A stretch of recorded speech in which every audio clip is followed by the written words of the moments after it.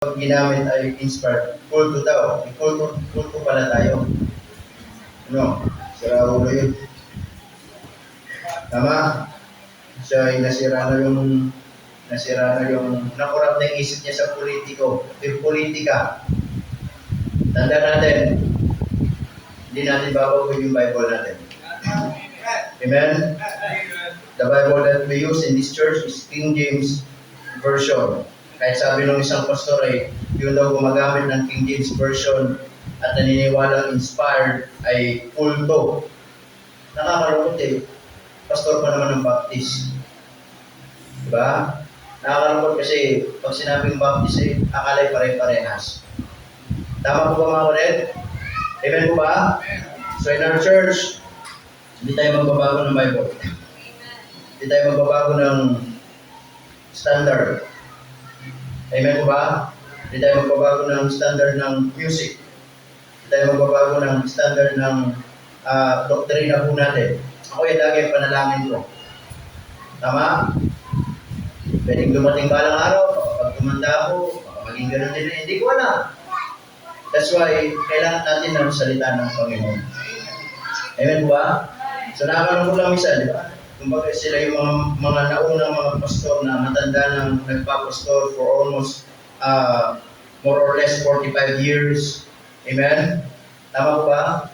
Pinakamatanda nagpapastor dito sa Infantas, Pastor Morada, Vatican Baptist Church. Biblia, Vatican ano? Praise the Lord, hindi nagbabago ng pananampalataya yun. Tanda na yung pastor na yun. Siguro mayroon ng 50 years ang church nila. Tama mga kulit? So praise the Lord for that. Meron mga taong hindi nagbabago ng pananampalataya. Amen? So still in our church, we will use the King James Version. Amen? Kung sa kanila ay kulto, visit sila sa kanila yon. Hindi tayo magbabago dito kahit anong mangyari. Tama mga kulit? Amen po ba? So nakakalagulan, di ba? Pero sana lagi tayo meron salita ng Panginoon ngayon. Ay ibis na hangaan ng maraming tao ay nawawala yung respeto. Okay? So anyway, tayo po lahat ay tumayo at mag-aral ng salita ng Diyos. Amen? Kung ang Bible ng King James hindi po inspired, hindi na natin gagamitin. Tama? Pero ba tayo believe ay ito po yung nangungusap po sa atin. Tama mga kulit? Sabi ng Bible, heaven and earth shall pass away, but the word of God shall not pass away. Amen? So sabi ng Bible dito sa 2 Timothy chapter 3 verse 1 to 5. Okay? 2 Timothy chapter 3 verse 1 to 5. The Bible says, nandiyan po kayo? Sabi ng Bible, this know also that in the last days perilous times shall come.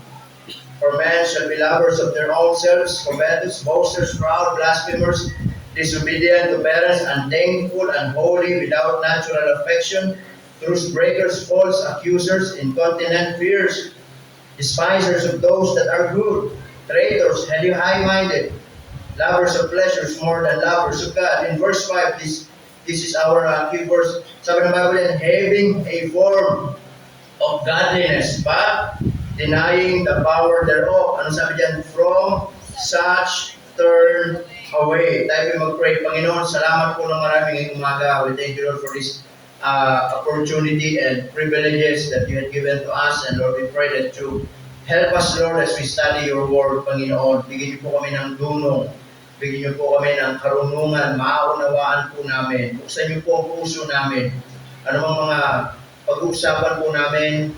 Minsan may mga bagay na marahil mangungusap po kayo sa amin at minsan marirebuke kami, but Lord, tulungan niyo po kami na ito'y maging pagpapala po sa amin. For us to know you more, for us to grow, Panginoon. Salamat po. Pangunahan niyo kami sa pangalan ni Jesus. Amen. You may now take your seat.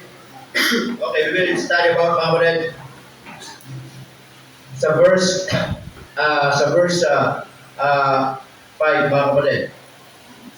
Okay? Nasabi diyan, having a form of godliness, but denying the power thereof, from such turn away. Amen? So, sabi po diyan, yung the word na but denying the power thereof, from such turn away. We will study about this morning, going to church but not growing to Christ.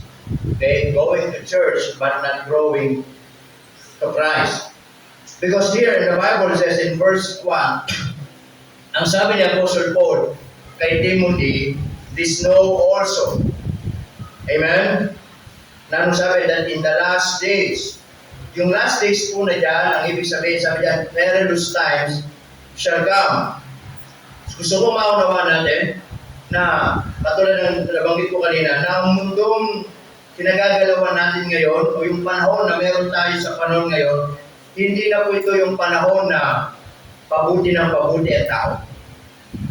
Hindi na ito yung panahon na kung saan ay paganda ng paganda.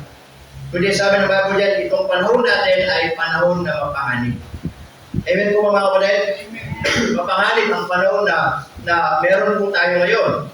Sabi ng Bible in verse 2 hanggang verse 4, sabi dyan, for men shall be lovers of their own selves, and these things, mga kapatid, is happening right now in the whole world. Sabi ng Bible, for men shall be lovers of their own selves. Yung mga tao, mas iniibig ang kanilang mga sarili kaysa sa Panginoon. Covetous. Amen? The word covetous means greedy, means sakim. Tama? Sabi diyan, boasters and proud, mapangimbabaw, mahambugan, blasphemers. Amen? Na kung saan ay nagsasalita ng mga bagay laban sa Diyos. And says here, ano sabi diyan, disobedient to parents. That's why, mga kapatid, normally makikita natin ng mga bata, it is easy to them to disobey their parents. Amen mga kapatid? Diba, yan ang mga bata ngayon. Lalo na yung mga batang, mga kapatid, hindi lumaki sa simbahan, mga batang walang Diyos sa kanilang buhay, makita mo pag sumagot. Tama mga kapatid? Dahil pa yung magulang, pag inutusan, bingi, pag may kailangan, nawawala yung pagkabingi. Tama? Yan ang sabi ng Bible. That's why sabi ni, in the book of, sa Moses, sabi ni ng Exodus, diba? Sabi ng Diyos kay Moses, ibinigay yung 10 commandments at kasama doon, ano sabi doon? Honor thy father and mother. Igahalan mo ang iyong ama at ang iyong ina. Then in Ephesians 6:1, alam nila to, children, obey your parents in the Lord, for this is right.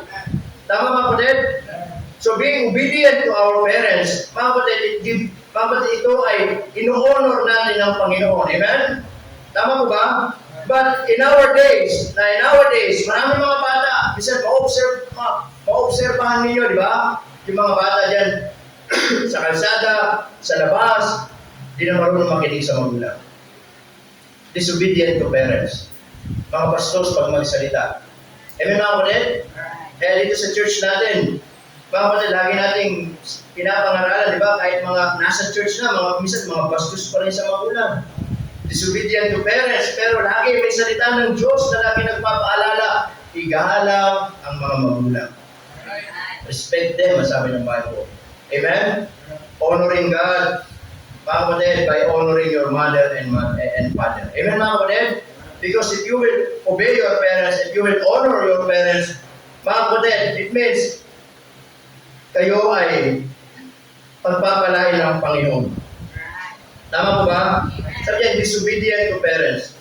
Kaya, sumunod lang sa magulang. Amen? Anak, magwalis. Anak, magsaing. Dahil mo kayo bang gagawin? Mabigat bang sundin yung mga magulang natin? Hindi naman, di ba, Kobe? Si pagka ni Kobe, taas na Bible study namin, siya naghuhugas eh. Kaya niya pinagay na ng kapitbahay, naghuhugas. Parang yan. Tatanong pa yun, meron pa? Oo. Di po ba mga kapatid? Hindi mabigat. Ang mahirap kung ibang kapitbahay mag-utos na susunod ka. Tapos magulang mo, di mo susundin. Hindi pwede yun. Amen mga kapatid? Pag sinabi ng magulang, mag-aral mabuti. O, pag sinabi ng magulang, maglinis. Tama po ba? Sabi niya Bible yan, disobedient. Ano ba? Unthankful. Maraming mga tao unthankful sa buhay. Amen?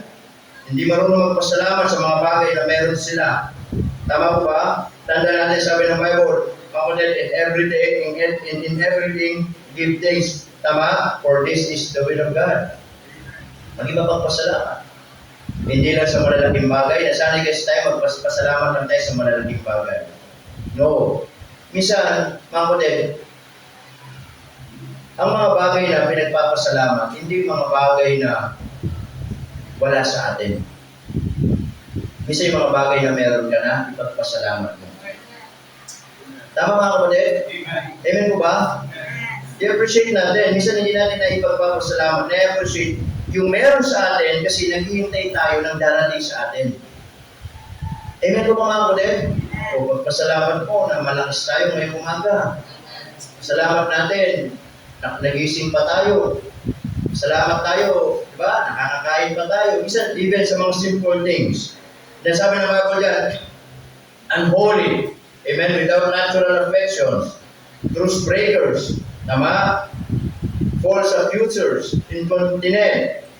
Traitors. High-minded. Sabi dyan, lovers of pleasures more than lovers of God. So, hindi mga tao. But in verse 5, kaya sabi ng Bible in verse 5, having a form of godliness. So, ito daw yung mga taong they have the form of godliness. But in their lives, as they live daily, day by day, they are denying the power thereof. Amen mga kapatid? So, ibig po sabihin, ito yung mga taong, mga kapatid, ay araw-araw, sinasabing mananampalataya every Sunday, they're in the church, but they are not growing in Christ. Amen mga kapatid? Ito yung mga, they're just attending church, but they are never changes. Hindi nagbabago. Kaya, sabi ko niya mga kapatid, going to church, but not growing to Christ. Amen? So many people attend church faithfully every week. Amen? They know the songs, mga kapatid, umaawit, they hear the preaching, and sometimes they participate in every church activities. Pero lumilipas ang panahon, years pass, and their lives remain unchanged. Yan ay yung nakakalungkot. Tumatagal sa simbahan, umaawit sa Panginoon, nakikinig ng mensahe ng Biblia, pero lumilipas ang taon, walang nagbabago sa kanilang buhay. God did not intend for church attendance alone to transform us. Hindi po kalooban ng Diyos na every Sunday, mga kapatid, nandito tayo, tapos lalo natin makikilala ang Panginoon. Hindi po. Alam niyo po ba kaya lang sinasabi, going to church every Sunday, it's not enough para lumago tayo sa Panginoon. Amen mga kapatid? It's not enough. We have the Word of God, amen? Araw-araw sa buhay natin. Tama po ba? Kaya po, hindi lahat na pumupunta sa simbahan malago. Hindi lahat na pumupunta sa church natututo. Amen mga kapatid? So number 1, na makikita po natin, going to church is not the same as knowing God. You can sit in a church building and still be far from God. Pwede tayo every Sunday, nandito tayo, umuupo, umaawit, nagpupuri, amen mga kapatid? But still, malayo pa lang puso natin sa Panginoon. Tama po ba? Pwede tayong umupo kasama, pwede tayong magbihis katulad ng bihis, at pwede tayong makikaway, pwede tayong makipag-fellowship, but still, yung sarili natin, malayo naman sa Panginoon. Amen mga kapatid?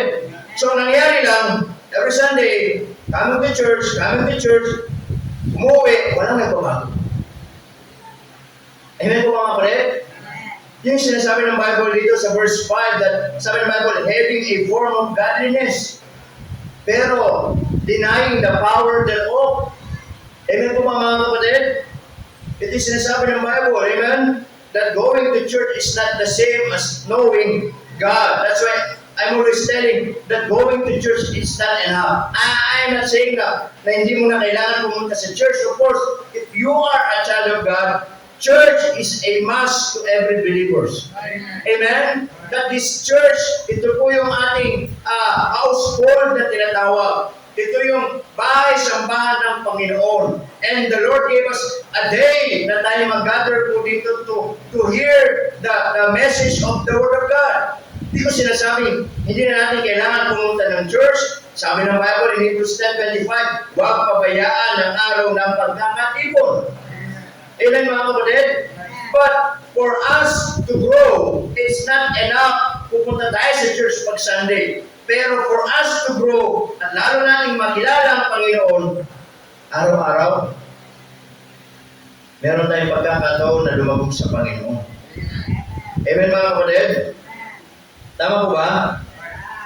Salvation is more than attendance. It is a relationship with Jesus Christ. Amen?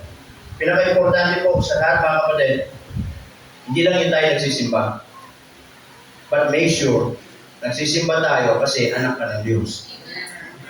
Amen mga kapatid? And the Bible tells us, for you to become a child of God, amen, you must acknowledge that you are a sinner before God. The Bible says in Romans 3:23, for all have sinned and come short of the glory of God. Hindi natin kayang iligtas ang kaluluwa natin sa tiyak na kapahamakan sa impyerno. Na kahit anong gawin po natin, hindi tayo makakarating sa langit. And there's only one person, mga kapatid, na naging way para ang tao magkaroon ng pagkakataong makarating sa langit. Sino po yun? Si Jesucristo. Si Jesus pumarito dito sa lupa. Amen? Nasabi ng Bible in Luke chapter 19 verse 10, for the Son of Man is come to seek and to save that which was lost. Sa NIV Bible, burado yan, wala po yung verse na yan. Pag may Bible na NIV, pakita nyo pag nandyan, sabihin nyo, wala po yan. Napaka-importante ng verse na yun. Dapat yun yung mga kulto. Hindi yung nagagamit ng King James ang kulto. Tama mga kapatid? Oo. Merong lamang paraan upang tao makarating sa langit. Kailangan ng tao sumampalataya kay Kristo bilang Panginoon sariling tagapagligtas. Amen? So hindi pwedeng salvation is more than attendance. Kailangan, hindi pwedeng attendance lang, kundi dapat make sure, higit sa lahat, ligtas po tayo. Amen? So sabi po ng unang binasa po natin, going to church is not the same as knowing God. Tama? Hindi porket nagsisimba na tayo o lumalalim na tayo sa Panginoon. Pwede tayong pumunta, mag-church, pero pwede maging malayo ang puso natin sa Panginoon. Amen? Number 2, mga number 2, going to church but not growing to Christ. Number 2, hearing the word is not enough. Hearing the word is not enough. Amen mga kapatid?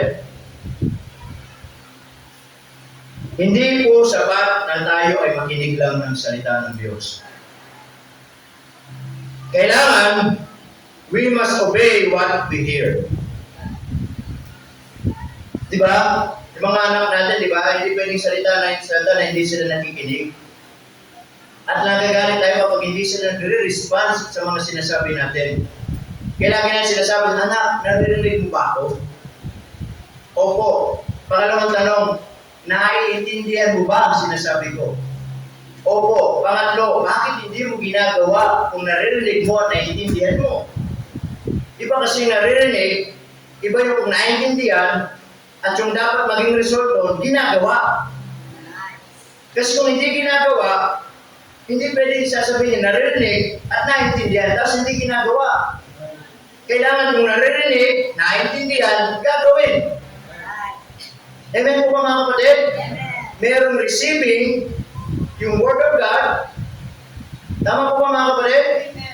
So kailangan meron ding response. That's why hearing the Word of God is not enough. So hindi porke nakikinig tayo ng salita ng Diyos, sapat na. Amen po ba? Kailangan we must obey what we hear. Amen? A sermon that is never applied will never produce spiritual growth. Huwag natin sabi, okay na, nakapagsimba na ako, nakarinig na ako ng preaching. Okay na, nakarinig na ako ng salita ng it's not enough. Ano, yung pang Word of God na narinig natin Sunday after Sunday, sinusunod ba natin? Ginagawa ba natin? Amen mga kapatid? Madaling sabihin, opo, nakarinig. Hindi naman tayo mga binging. Naintindihan ba natin? Opo, at ano, ginagawa ba natin? Kaya nga sabi ni James, di ba? Huwag lang kayo manatiling tagapakinig lamang, kundi kayo tagagawa din naman. Amen po ba mga kapatid? Kaya yun yung application doon eh. Tama? Yung application, pagkatapos natin napakinggan yung salita ng Diyos, pag-uwi natin sa mga bahay natin, pagkulay-kulayan natin yung mensahe, then we must apply kung ano matututunan natin. Kasi para lang tayo mga Katoliko. Sisimba, uuwi, sisimba, makikinig. Siya nga po. Opo. Peace be with you. Makikinig, uuwi, makikinig. Walang natutunan. Taon-taon, nilipas taon-taon. Wala tayong natututunan. Amen po mga kapatid? Kasi po, ang tunay na sincere na gustong lumago. Yung sincere na gustong matuto. Hindi lang siya naghahangad na umattend ng church, but also expecting, mga kapatid, na makarinig ng mensahe ng salita ng Diyos. At kailangan, yung kanyang responsibility naman is to apply kung anong narinig niya ang mensahe. Amen po ba mga kapatid? Tama po ba? Yung aking trabaho, mag-aral tayo ng salita ng Diyos, mapakinggan niyo yung mensahe ng Diyos, yung responsibilidad niyo naman, marinig ninyo, gampanan ninyo. Tama? Kaya minsan, di ba? Kaya minsan, napapatunayan minsan yung mga tao hindi natututo pag sinusubok ng Panginoon. Amen? Kaya yung iba, pag may mga pagsubok sa buhay, hindi alam kung anong gagawin. Yung iba, ang daling magtampo. Yung iba, ang daling mawala sa church. Ang daling mag-backslide. Ang daling lumayo sa Panginoon. Bakit? Walang salita ng Diyos na naging foundation nila sa buhay nila. They're just like in the book of Matthew na merong dalawang taong mga kapatid, nagtayo ng bahay. Yung isa, tinawag na mangmang, nagtayo ng bahay doon sa buhangin. Sinubok ng malaking unos. Tinangay yung bahay. Yung isa, tinawag na matalino, nagtayo ng bahay doon sa bato. Dumating yung unos, nanatili yung bahay. Amen mga kapatid? Ano sabi ng Bible? They both heard the word of our Lord Jesus Christ. Pareha silang nakarinig ng mensahe ng Diyos. Pero magkaiba sila ng application. Amen mga kapatid? Kaya po, alam niyo yung salita ng Diyos na napapakinggan natin. Ito yung ating iniipon sa puso natin. Amen po ba? Kaya dapat every Sunday, hindi lang tayo upo, makikinig, uuwi, walang natutunan. Lugi kayo.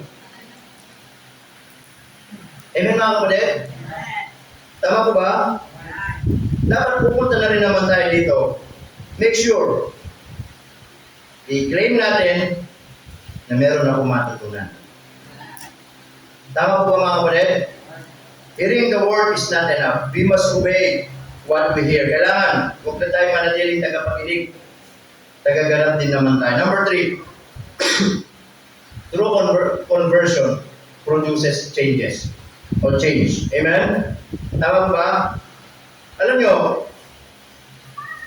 yung tunay na anak ng Diyos at nagsasabing binago ng Panginoon, ang pinuproduce niyan, pagbabago sa kanyang buhay.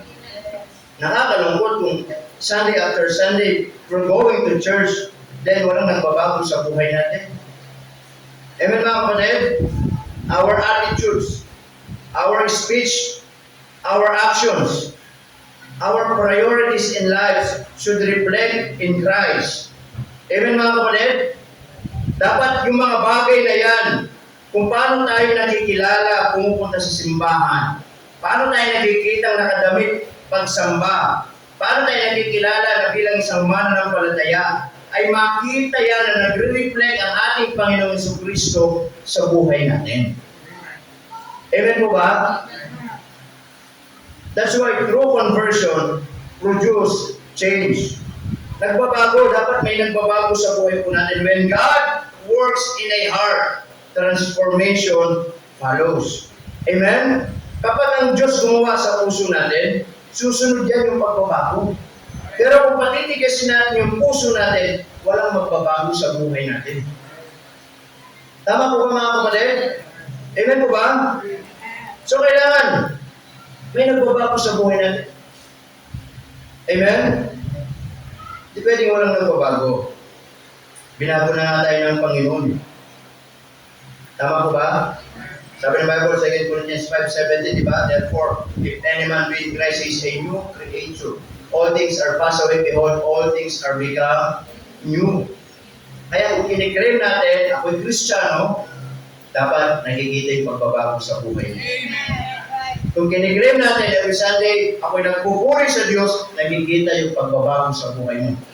Kung kiniklaim mo, ako'y mayroong ministry sa church, nagpapagamit sa church, dapat may nakikita ang pagbabago sa buhay mo. Amen mga kapatid? Kaya yung sinasabi ng verse 5, they're claiming that they are godly. They're claiming, sabi diyan, having a form of godliness, but denying the power thereof. They're claiming that they are a Christian, pero sa kanilang pamumuhay araw-araw parang hindi Kristiyano. Tama po ba mga kapatid? Alam nyo, tatandaan ito. Kapag ang Diyos binibigyan kayo lagi para magbagong buhay, huwag ninyong sasayangin. Dahil kapag ang Diyos, siya Diyos na maawain, Diyos na mahabagin, Diyos na pag-ibig, tatandaan. Pero ang Diyos din ay Diyos na patas. Ang Diyos din nagagalit. Amen po ba mga kapatid? Kaya ang Diyos, hanggang binibigyan tayo ng pagkakataong magbago, huwag nating sasayangin. Dahil kapag ang Diyos ang kumuha ng buhay natin at gustuin pa natin magbago, it's too late. Amen po ba mga kapatid? Yes, God is God of love, pero ang Diyos din po mga kapatid, siya Diyos ng hustisya. Tama? Amen po ba? Huwag na natin hintayin ang Diyos gumawa ng mga bagay sa buhay natin personally para lang ma-realize natin, kailangan po nang magbago. Tama mga kapatid? Kung natin hayaan ang Diyos magbigay ng mga bagay na hindi maganda sa buhay natin, para lang ma-realize natin na kailangan ako'y may magbago sa buhay ko. Tama? Amen po ba mga kapatid? That's why true conversion produces change. Amen? Kailangan may nagbabago sa buhay natin. Sunday after Sunday, may nagbabago. Hindi kasi pwedeng ate ng church, uwi, walang nagbago. Sunday naman, ate, uwi, walang nagbabago. Kapatid, tatanda tayong ganun. Di po ba mga kapatid? Tatanda tayo. Parang nangyari kasi parang lang naging routine na lamang. Alam niyo po ba, hindi po routine ang pagpunta sa church. Ito ay responsibility natin bilang miyembro. Amen mga kapatid? That's why true conversion produces change. Ask yourself, may nagbabago ba sa buhay ko? Amen? And the Lord is willing to help you. Tulungan ka. Tama po ba? Then lastly, ano po magiging natin? God wants more than religion. God desires repentance, Holy Ghost, holiness, and obedience. And listen to this. God is looking for disciples, not just a church attendees. Amen po mga kapatid?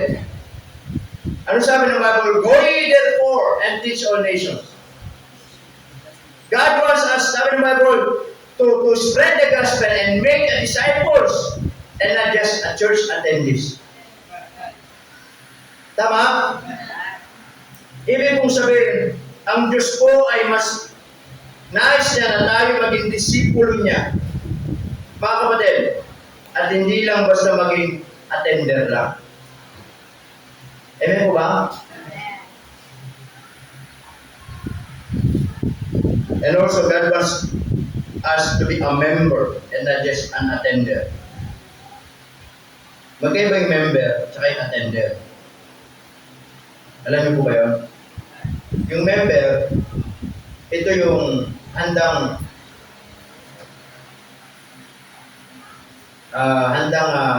tawag dito, alam nila yung may kaakibat na responsibilidad. Kaya tinawag ng member. Tama po ba mga kulit? Yung attender, yan yung walang pakialam. Upo lang, makinig, uwi. Attender lang. Tama? Yung member, yan yung alam niya kung yung responsibilidad niya. Tama po ba? Bilang miyembro, alam niya kung yung bagay na dapat niya ibigay para sa Panginoon. Miyembro eh. Tama po ba mga kulit? Yung miyembro, naiintindihan ano yung pangangailangan ng simbahan. Yung miyembro, naiintindihan, mga kulit, ano yung dapat niyang gawin o responsibility niya bilang miyembro sa isang local church. Yung attender, atin, uwi, walang pakialam. Tama po ba mga kulit? Amen po ba? And God wants us not just an attender, mga kapatid, but also a member na alam niya kung yung responsibility. Amen mga kapatid? Church attendance is good, but it is not our goal. Maganda, marami tayo every Sunday, praise the Lord. Marami tayong bisita ngayon, amen? Pero hindi yun ang goal natin. Tama po ba? Ang pinaka-goal natin, mga kapatid, bawat isa sa inyo, bawat isa sa atin, sumunod tayo sa Panginoon. Personally. Tama mga kapatid? Ako'y disipulo ng Panginoon. Ikaw din ay maging disipulo ng Panginoon.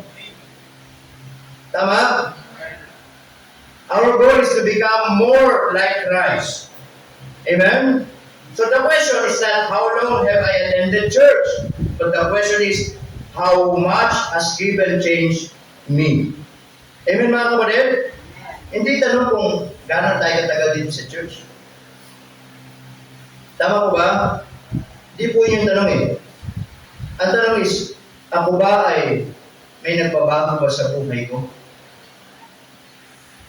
Asosal, gano'n na ba ako tagal sa church? Meron na ba nagbabago sa buhay ko? If I'm going to search my life, my lifestyle every day, may nagbabago ba sa akin? Kasi kung wala, kailangan may magbago. Amen po ba mga kapatid?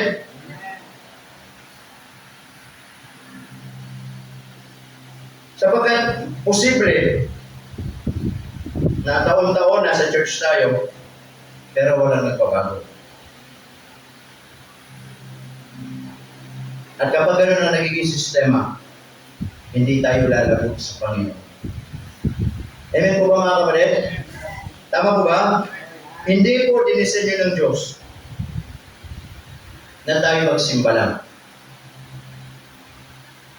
Ang dinisenyo ng Diyos sa atin, hindi lang basta magsimba at sumamba, kundi lalo nating makilala ang Panginoon sa buhay po natin. Amen mga kapatid? Kasi marami na tayong nakita, marami na akong nakita, tumanda na sa simbahan, walang natutunan. Gusto niyo maging ganun kayo? I'm telling practically, marami po. Tumanda lang sa church. Masabi lang na, then yung bro ng Baptist Church. Then, lagi naman ako nagsisimba eh. Hindi naman yung pinag-usapan eh. Praise the Lord kung nagsisimba ka.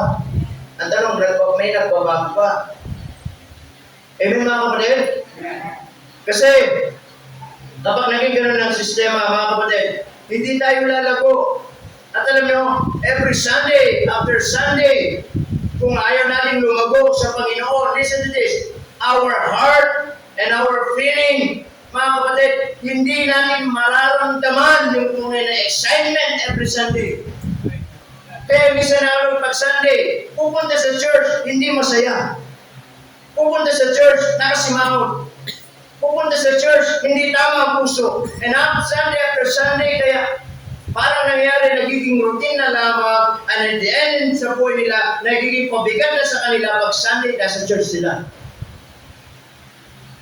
Tama ko ba? Pero tingnan yung mga gustong matuto. Yung mga gustong lumago. Yung gustong makilala ang Panginoon sa kanilang buhay. Sunday after Sunday, masaya sila. At hindi sila papayag, uwi luhaan. Uwi sila na may natutunan, may napakinggan, at i-apply nila sa buhay nila. Amen mga kapatid? That's why, as I said, my responsibility is to feed you every Sunday, and your responsibility is to apply kung napakinggan ninyo. Tama? Di pag nasa church, nakikinig tayo. Pag uwi, hindi na alam kung ano napag-usapan. Hindi na alam kung ano napakinggan. Nakalimutan na agad yung preaching. Nakalimutan na agad yung mensahe ng Diyos. Di po ba mga kapatid? Kaya mangyayari lang, nakarinig ka lang, nandito ka lang. Pero pag uwi mo, natalo ka ng kaaway, wala kang natutunan. Kailangan yan, yung mga pinapakinggan natin, inihipon natin yan sa isip natin. Yung mga pinapakinggan natin, inihipon natin yan sa puso natin. Alam niyo kung bakit? Ano sabi ng verse 1? This know also, in the last days, perilous times shall come. Kasi yan ang panlaban natin sa mundong ito. Amen po ba mga kapatid? Eh ako kahit hindi na ako mag-aral ng Bible eh. Kung gugustuhin ko, lahat ng mga pinrelease ko for almost ilang taon na, nasa utak ko pa. Pag nagbasa ko ng Bible, mabasa ko yung verse na ginamit ko, maalala ko ng outline ko kahit wala akong Bible. Kahit wala akong outline na ginagawa, bakit? Nasa utak ko, ako nang gumawa eh. Makakalimutan ko ako akong gumawa ng outline. Kaya kahit mag-preach ako sa ibang church, kahit wala akong dalang outline sa papel, alam ko na yung verse na nagamit ko, na-preach ko na dati, alam ko na bakit? Nasa isip ko. The point is this, the more na iniipon natin yan, kailangan ipunin natin yan. Treasure natin yan, yung mga preaching na napapakinggan natin, yan yung tutulong sa atin lumago. Kaya iba hindi lumalago, iba yung iniipon sa isip. Hindi po ba? Ang mga iniipon sa isip ko, problema. Iniipon sa isip, yung, sabi ito, yung paano singilin yung utang. Iniipon sa isip, yung, di ba, kapitbahay. Nakukurang ang isip, wala nang salita ng Diyos. Amen po ba mga kapatid? O kaya, ang mangyari, pupunta ko rin sa simbahan, kaya nasa simbahan, ano kaya yung lalabag ko kaya mamaya? Magluluto pa ako, yung labahin ko, para bukas. Kaya minsan, nasa church tayo, ang layo ng isip natin. Naunawan niyo mga kapatid? Pag nasa church tayo, mag-focus tayo. Yung labahan, hindi naman yung, nanakawin ba yung labahan nyo? Nakasara naman siguro yung bahay nyo, di ba? Oo. Tama ko ba? May mawawala kong importante sa bahay. Nakasara naman siguro yung bahay nyo. Huwag mo pa isipin yung mga yun. Naiwan yung asawa mo sa bahay. Wala magnanakaw sa asawa nyo. Nasa bahay lang yan. Tama mga kapatid? Pag nandito tayo, one of the things, the secret para makapag-focus tayo, mag-focus tayo. Huwag natin isipin yung naiwan muna natin. Huwag natin isipin kung ano yung gagawin natin mamaya. Nandito muna tayo. Sabi ng Bible, wala nakakahalap kung ano mangyayari mamaya at bukas. Tama po ba mga kapatid? Oo. Kaya dapat every Sunday, mga napapakinggan natin, i-treasure natin yan sa isip natin at sa puso natin. Dahil para kahit saan tayo pumunta, alam natin yung salita ng Diyos, magagamit po natin. Kaya ang tanong hindi po ba? Kaya ang tanong, hindi po yung gaano ka nakatagal nagsisimba. Hindi at yun ang tanong ng Diyos sa atin. Ang tanong sa atin ng Diyos, lumalago ka ba sa iyong pagsisimba? Amen po ba? At dapat lang kung tayo yung mga anak ng Diyos, mananampalataya, every Sunday after Sunday, dapat yun yung trabahuin natin. Meron akong matutunan na salita ng Diyos sa buhay ko. Amen po mga kapatid? Dahil yun ang gusto ng kaaway. Ayaw ng kaaway na lumago ka. Ayaw ng kaaway makinig ka. Ayaw ng kaaway matuto ka.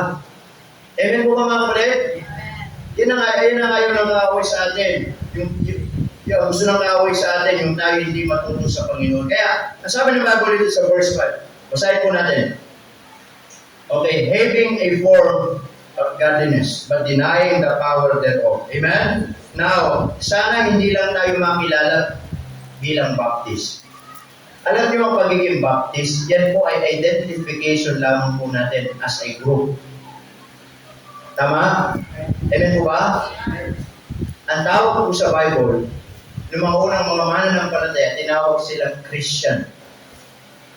Na hindi ang mga alagad ang nagtawag sa sarili nila. Yung mga tao ang tumawag sa kanilang Christian because that time they experienced persecution. Pero sumusunod pa rin sila sa Panginoon. Kaya the word Christian, it means, ang ibig sabihin ng Christian, followers of Christ. Tama po ba mga kapatid? Tagasunod ni Kristo. Tama? Yes, it's good to have a name Baptist. I'm proud to be a Baptist. And I hope proud kayo bilang Baptist. Pero sana hindi lang dapat tayo makilala bilang Baptist sa pangalan. Dapat makilala kayo sa buhay ninyo bilang anak ng Diyos. Kristiyano pamumuhay. Amen mga kapatid? Tama po ba? Dahil balang araw, pag namatay naman tayo, sa langit tayo. At hindi pinag-usapan kung Baptist o ano po. Hindi naman ako naniniwala na pupunta sa langit mga Baptist lang. Hindi tayo, para tayong mga iglesia ni Cristo. Naniniwala kasi kung gano'n eh. Na pupunta lang daw sa langit at ikakasal kay Kristo, yung pagiging bride ay Baptist. Wala po sa Bible yun. Sabi ng Bible, kung sino sumampalataya kay Kristo, whether Baptist siya, whether hindi pa inabautismuhan, whether hindi Katoliko, pero sumampalataya, sa langit yan. Hindi pinag-usapan ng reliyon sa langit. Ang reliyon, dito lang yan sa lupa. Amen po mga kapatid? And in fact, hindi naman tayo reliyon eh. Iglesia ang tawag sa atin. Magkaiba ang religion at church. Nasanay lang tayo sa sistemang reliyon lagi. Anong reliyon mo? Baptist. Pero totoo, church tayo. Amen po mga kapatid? So dapat huwag lang tayo makilala bilang isang Baptist. Pero dapat, kahit hindi tayo makilala bilang Baptist, makilala tayo sa pamumuhay ng Kristiyano. Amen po ba mga kapatid? Kaya sabi ng Bible diyan, having a form of godliness, but denying the power thereof. From such, ang sabi diyan, turn away. So itong mga tao ito, mga kapatid, sila mayroong form of godliness, claiming that they are a Christian, claiming that they are, mga mananampalataya, may mga Diyos na pamumuhay, pero sa kanilang actual na pamumuhay, opposite sa sinasabi nila. Amen mga kapatid? That's why, going to church, mga kapatid, tama? But not growing to Christ. Hindi ibig sabihin kung pupunta tayo sa church, lumalago na tayo. At hindi rin ibig sabihin kung hindi na tayo kailangan pumunta sa church. Ang punto dito mga kapatid, hindi pa siya ang pagpunta sa church para lumago. Tama? Kailangan araw-araw pa din lumago tayo sa Panginoon. Tama? I have my Bible. You have your Bible. Tama? Amen po mga kapatid? 24/7, meron kayong time ng Diyos at ang Diyos sa buhay ninyo. Tama mga kapatid? Meron tayong personal accountability. Personal responsibility. Tama? And personal accountability. Hindi naman tayo harap sa Diyos bilang pamilya, bilang individually. Amen po mga kapatid? So ngayon pong umaga, just a reminders po sa atin. Ako ba'y lumalago sa Panginoon? Ask yourself, matagal na ako nagsisimba, kumusta ang buhay ko? Ako ba'y may natututunan? Meron ba nagbabago sa buhay ko? Matagal na ako dumadalo sa church. Meron bang nakikitang changes sa buhay natin o sa buhay mo? Well, again, I cannot say, ikaw lang at ang Diyos ang nakakaalam. Kung nakikita mo wala nagbabago, it's not too late. Magseryoso ka every Sunday. It's not too late, magseryoso ka bilang anak ng Diyos. Sabi ng Bible, we are living in the last days. Baka bukas, bumalik ng Panginoon, ayaw mo pa magseryoso. Amen mga kapatid? Baka mamaya, bumalik ng Panginoon, ayaw mo pa magseryoso. Kung anak ka ng Diyos, seryosohin natin ang pagiging Kristiyano. Ang pagiging Kristiyano, hindi laro-laro. Ito'y seryosong pamumuhay sa harapan ng Diyos.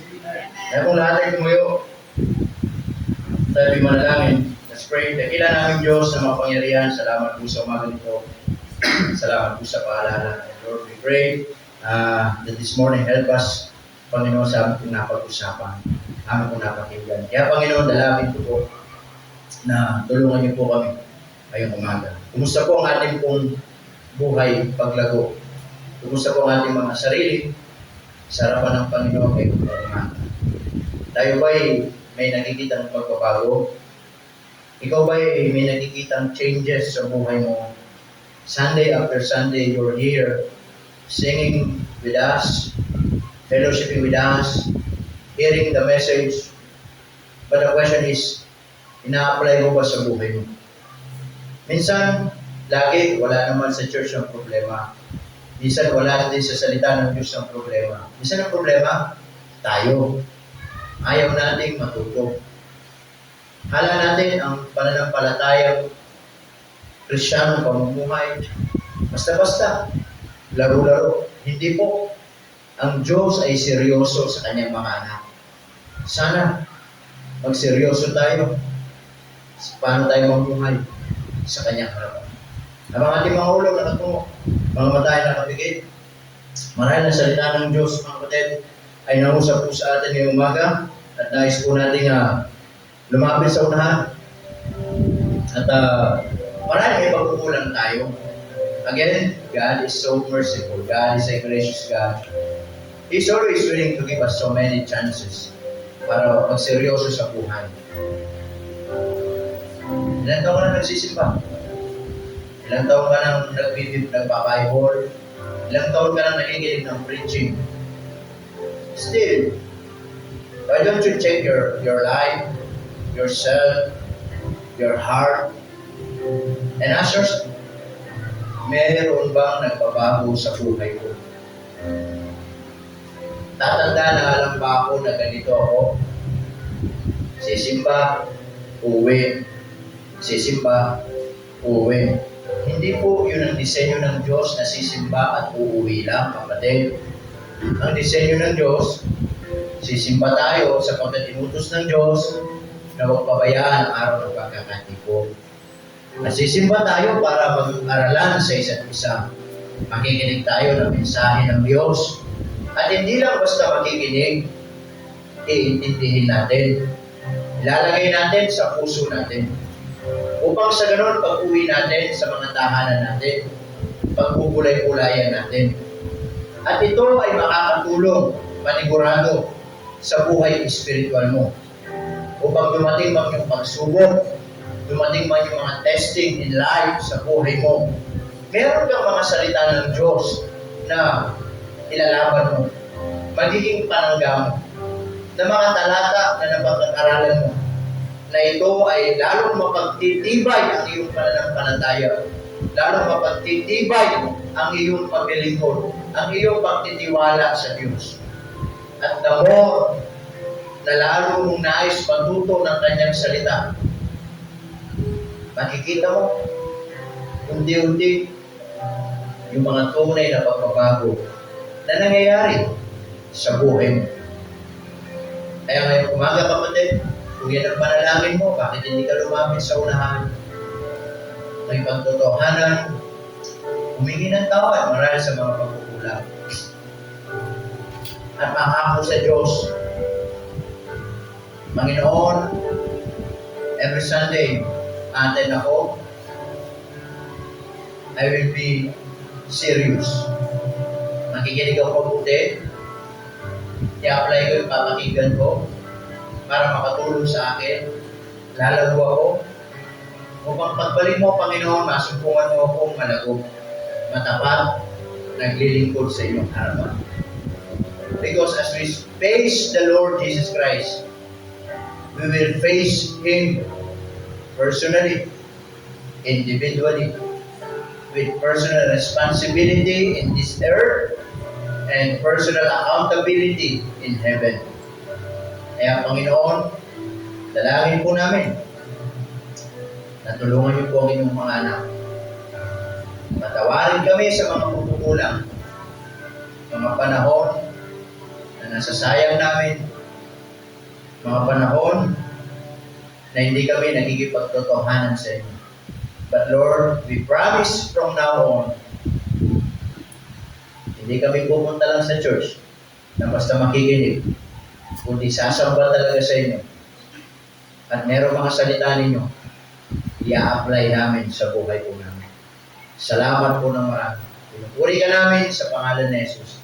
Amen. Praise the Lord. And you may now take your seat.